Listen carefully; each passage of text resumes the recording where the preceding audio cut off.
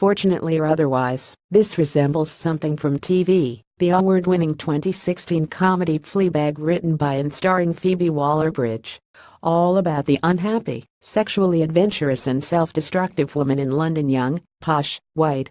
In this film, written by Nico Mansinga and directed by Peter Mackie Burns, feature first-timers, it is Daphne, played with a potent and blank kind of restraint by Emily Beecham, who is on her own in the city. She has a demanding job as a chef in a busy restaurant, but Daphne is uninterested in that, her tiresome mother, or her clingy friends from unit. She's more interested in sex with strangers, coke, alcohol, and the pure delicious pleasure of not caring any more about other people or herself.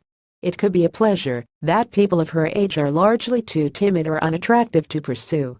This film suffers in comparison with Fleabag, just a bit.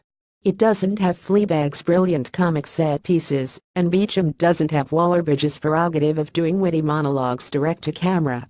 But Daphne is doing something different by not going for laughs, and, in cinema terms, the film interestingly doesn't have the distinctive unreality of Brit social realism. It doesn't insist on a hallucinatory beauty in the gritty cityscape to offset the tough lives.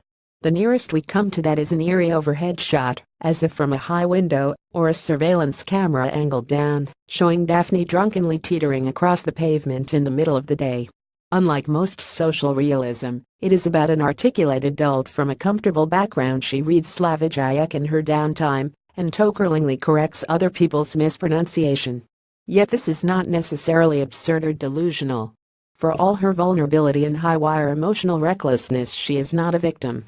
Comedies have given us variations on this theme in Bridget Jones and Amy Schumer's Trainwreck, and audiences have been encouraged to see the hypocrisy promiscuity as heroic in men, not women. Daphne is colder than that.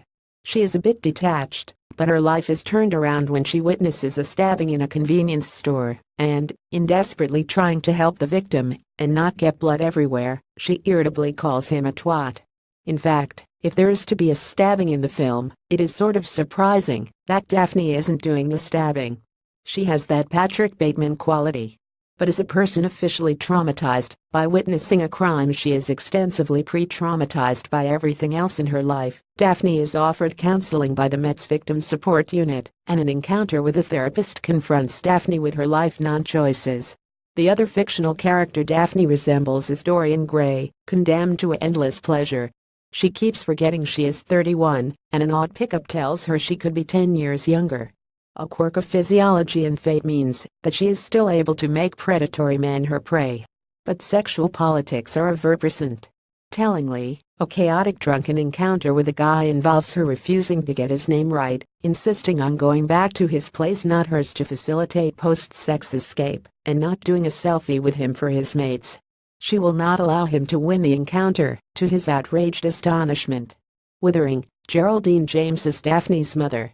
Photograph Agatha Anatek. There are people who care about Daphne, her mum Rita, witheringly played by Geraldine James, and also her married boss Joe Tom Von Lawler, who has feelings for Daphne, as does a bouncer called David Nathaniel Martello White, with whom Daphne met suncued on being thrown out of a club. But most importantly, there is the stab victim himself, convenience store manager Benny, played by Emer Malassi, whose presence comes into focus in the film's final act, a pleasing, modest dramatic coup. He doesn't really come to like or love Daphne, and his differentness from her life is preserved. If anything, he pities her.